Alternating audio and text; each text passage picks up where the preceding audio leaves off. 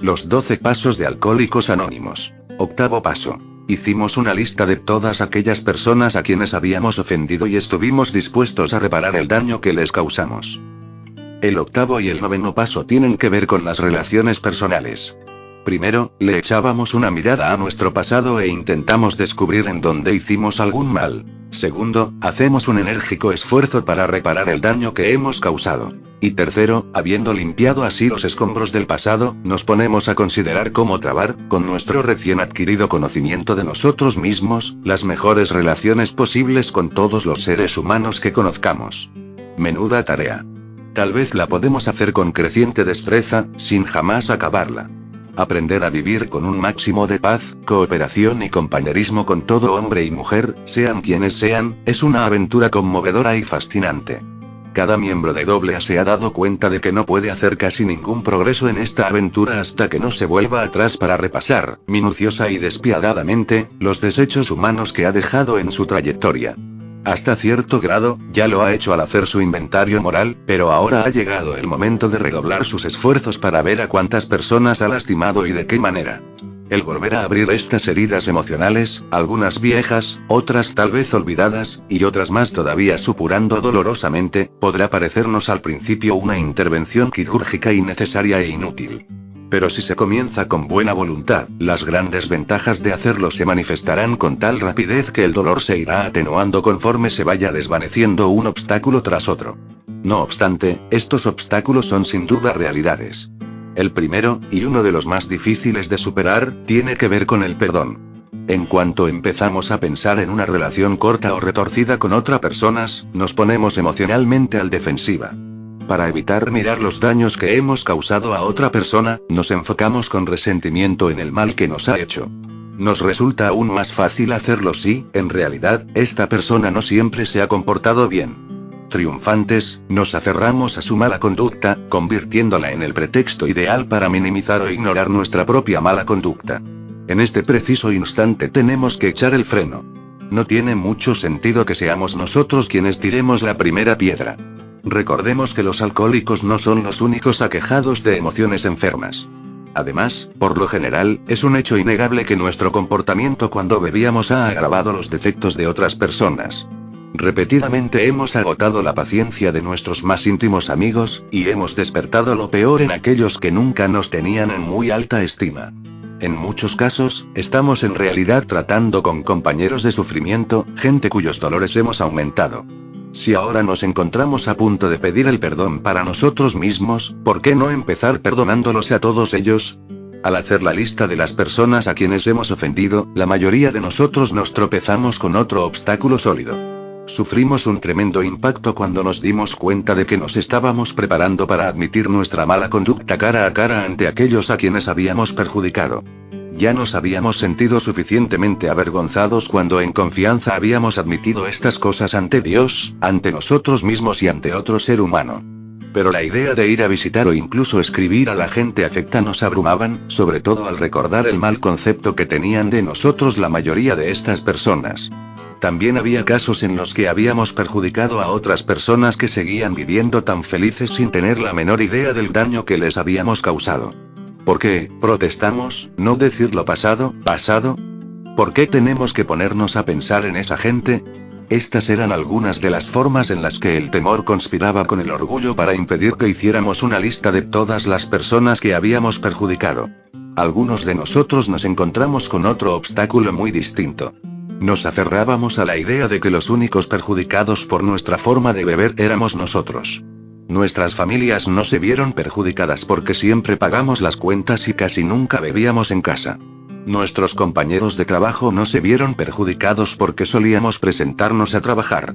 Nuestras reputaciones no se vieron perjudicadas, porque estábamos seguros de que muy poca gente se había fijado en nuestros excesos con la bebida. Y los que sí se habían fijado, nos tranquilizaban diciendo que una alegre juerga no era sino el pecadillo de un hombre recto. Por lo tanto, ¿qué daño real habíamos causado? Sin duda, pocos más de lo que podríamos remediar fácilmente algunas disculpas hechas de paso. Esta actitud, por supuesto, es el producto final de un esfuerzo deliberado para olvidar. Es una actitud que solo se puede cambiar por medio de un análisis profundo y sincero de nuestros motivos y nuestras acciones. Aunque en algunos casos no nos es posible hacer ninguna enmienda, y en otros casos es aconsejable aplazarlas, debemos, no obstante, hacer un repaso minucioso y realmente exhaustivo de nuestra vida pasada para ver cómo ha afectado a otras personas. En muchos casos veremos que, aunque el daño causado a otros no ha sido muy serio, el daño emocional que nos hemos hecho a nosotros mismos ha sido enorme. Los conflictos emocionales, muy profundos, y a veces totalmente olvidados, persisten de forma desapercibida en el subconsciente.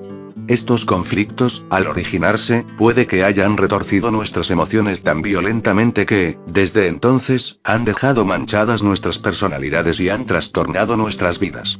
Aunque el propósito de hacer enmiendas a otros es de suma importancia, es igualmente necesario que saquemos del repaso de nuestras relaciones personales la más detallada información posible acerca de nosotros mismos y de nuestras dificultades fundamentales. Ya que las relaciones defectuosas con otros seres humanos casi siempre han sido la causa inmediata de nuestros sufrimientos, incluyendo nuestro alcoholismo, no hay otro campo de investigación que pueda ofrecernos recompensas más gratificadoras y valiosas que este. Una reflexión seria y serena sobre nuestras relaciones personales puede ampliar nuestra capacidad de comprendernos. Podemos ver mucho más allá de nuestros fallos superficiales para descubrir aquellos defectos que eran fundamentales, defectos que, a veces, han sentado la pauta de nuestras vidas. Hemos visto que la minuciosidad tiene sus recompensas, grandes recompensas. La siguiente pregunta que nos podemos hacer es ¿qué queremos decir cuando hablamos de haber causado daño a otras personas? ¿Qué tipos de daños puede causar una persona a otra? Para definir la palabra daño de una manera práctica, podemos decir que es el resultado de un choque de los instintos que le causa a alguien un perjuicio físico, mental, emocional o espiritual. Si asiduamente tenemos mal genio, despertamos la ira en otros. Si mentimos o engañamos, no solo privamos a otros de sus bienes materiales, sino también de su seguridad emocional y de su tranquilidad de espíritu. En realidad, les estamos invitando a que se conviertan en seres desdeñosos y vengativos.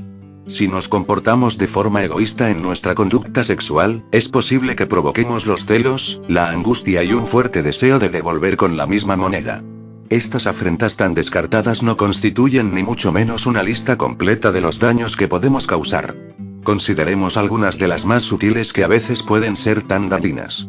Supongamos que somos tacaños, irresponsables, insensibles o fríos con nuestras familias.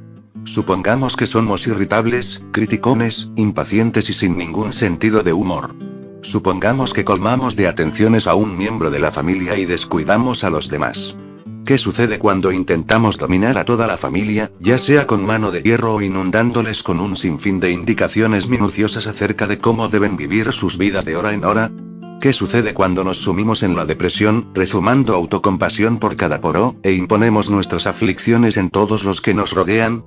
Tal lista de daños causados a otra gente, daños que hacen que la convivencia con nosotros como alcohólicos activos sea difícil y a menudo inaguantable, puede alargarse casi indefinidamente. Cuando llevamos estos rasgos de personalidad al taller, a la oficina o a cualquier otra actividad social, pueden causar daños casi tan grandes como los que hemos causado en casa.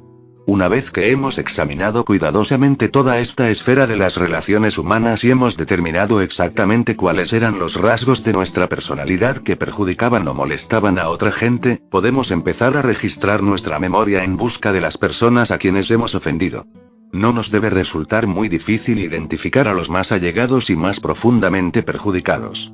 Entonces, a medida que repasamos nuestras vidas año tras año hasta donde nuestra memoria nos permita llegar, inevitablemente saldrá una lista larga de personas que, de alguna u otra manera, hayan sido afectadas.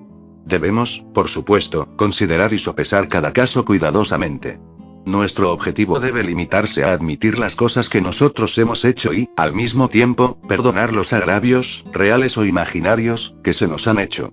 Debemos evitar las críticas extremadas, tanto de nosotros como de los demás. No debemos exagerar nuestros defectos ni los suyos. Un enfoque sereno e imparcial será nuestra meta constante. Si al ir a apuntar un nombre en la lista nuestro lápiz empieza a titubear, podemos cobrar fuerzas y ánimo recordando lo que ha significado para otros la experiencia de AA en este paso. Es el principio del fin de nuestro aislamiento de Dios y de nuestros semejantes.